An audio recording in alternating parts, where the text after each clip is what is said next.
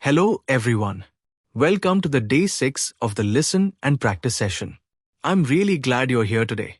If you want to improve your English in a natural and easy way, you're in the right place. In this lesson, you're not just going to learn words, you're going to learn how real people actually speak in everyday life. We'll explore common abbreviations, natural pronunciation, and real-life conversations. You'll hear both slow and fast English, so you can train your ears step by step. You can listen whenever and wherever you want. Listen while you're trying to fall asleep. Listen while you're getting ready for work. Listen while you go for a walk or exercise. And remember, listen first, then repeat. Challenge yourself and try not to read the subtitles. Follow and like this video for more slow English content. Enjoy. Today, I will be talking about sleep and rest. Today, I woke up late. Not early, but late. I woke up at around 10 a.m. I felt extremely sleepy. Last night, I went to bed at around 11 p.m. and I woke up at 10 a.m. That means I got 11 hours of sleep. I don't usually sleep that much, but last night I was really tired. Normally, I have a lot of energy and don't need too much sleep. But lately, over the past 3 days, I've been feeling very tired and sleepy. I haven't had much energy recently. So, I take care of myself and try to get as much rest as I can. Like one of my students said, a good night's sleep is only half the battle. As long as I get good sleep, I believe everything else will fall into place. Luckily, I was able to sleep in this morning because I didn't have any early lessons to teach. I could rest longer because I didn't have work. But normally, I wake up at 8 a.m. to teach every morning.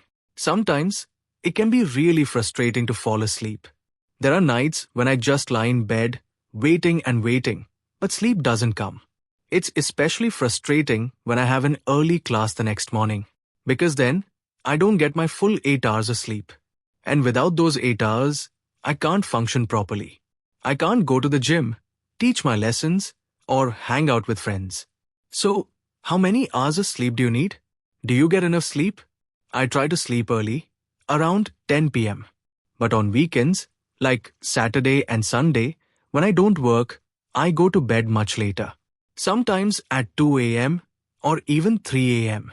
But 4 a.m. is the latest I'll stay up. If I sleep late, I usually take a short nap during the day. I enjoy naps, especially when I didn't sleep well at night. But sometimes, naps make me feel even more tired. Do you like taking naps? Or do naps make you feel more sleepy? If I take a 20-minute nap, I feel refreshed. But if I take a 40-minute nap, I end up feeling worse than before. I'm honestly jealous of people who fall asleep easily. Some people can fall asleep in just a few minutes. They go straight into deep sleep. It's amazing. I wish I could fall asleep that quickly. Can you fall asleep easily? Or does it take time for you? Before going to bed, I usually stop using my phone or any screen about 30 minutes earlier. Otherwise, I just can't fall asleep. Screens keep my brain active and make it harder to relax. When I'm sick, like when I have a cough or feel congested, I take medication. Some medicines help not only with the illness, but also make me sleepy. That drowsy feeling actually helps me fall asleep faster. And I really like that effect. But once, I took medicine that made me so sleepy that I ended up sleepwalking. When I was younger, I used to sleepwalk a lot. I would walk around and even talk while still asleep. One time, I woke up standing in my parents' bedroom. I was right in front of them, talking in my sleep. They were completely confused. And when I woke up, I was confused too. I didn't know where I was or how I got there. Do you ever sleepwalk? Have you ever experienced something like that? I don't sleepwalk anymore, but I do talk in my sleep sometimes. And that can scare people. But really, I'm just dreaming out loud. Do you talk in your sleep? Before going to bed, I always follow the same routine. I wash my face, brush my teeth, set my alarm, and then go to bed. What do you usually do before sleeping? For example, instead of saying I will, we usually say I'll. When we speak quickly or casually with friends and family, we shorten words. For example, We say, I'll see you tomorrow instead of I will see you tomorrow. Now, how do you say this sentence? I will go to the store later. We say, I'll go to the store later. Another common one is I am, which becomes I'm. I'm going to the park. How do you say this sentence? I'm studying right now. I'm studying right now. Another abbreviation is you are, which becomes you're. You're very good at dancing. You're my friend. Instead of saying you are my friend, we simply say you're my friend. Also, with she is or he is, we can say she's or he's. She's going to the party tonight. She's working hard. He's going to school. They are becomes they're. They're having lunch right now. They're my friends. We are becomes we're. We're going to the park. We're all going to the movies. It sounds smoother and easier. Another example is would you. Would you like to watch a movie? In fast speech, would you is often said quickly. Would you like some coffee? How would you say this? Would you help me with this? Now, got to is often pronounced as gotta. In casual conversation, we say, I've gotta go to work now. I've gotta finish this project. Want to is another very common abbreviation. I want to go home becomes I wanna go home. I want to see a movie becomes I wanna see a movie. Have to is also shortened. Instead of saying have to, people say hafta. I hafta leave soon. I hafta call my friend. When we say going to, it becomes gonna. I'm gonna buy an ice cream. I'm gonna call you later. How would you say?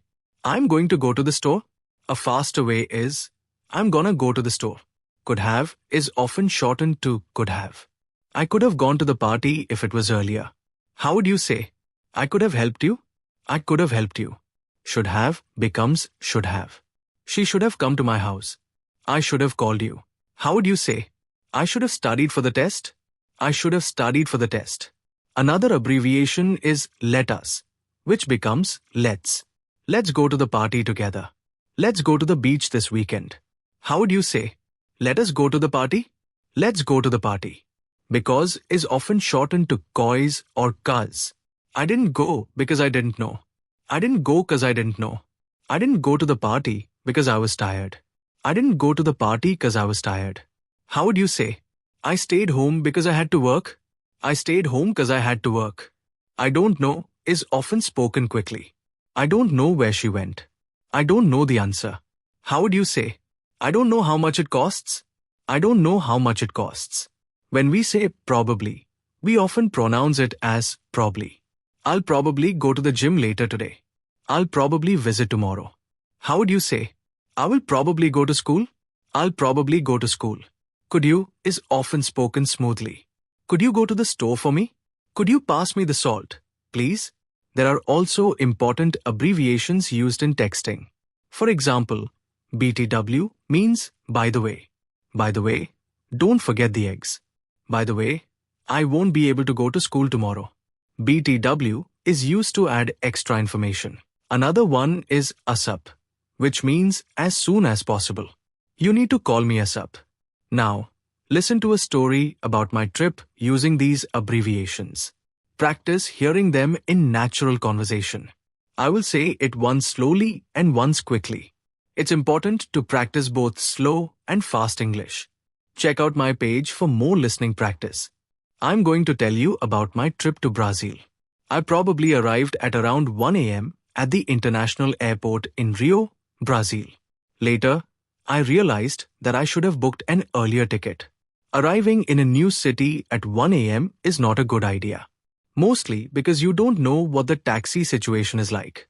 It's always better to figure those things out during the daytime. When you're in a new country, you have to be careful. No matter where you travel or where you come from, you must stay alert. Since I arrived so late, I spoke to a few people at the airport. I said, I don't know where I should wait for my Uber.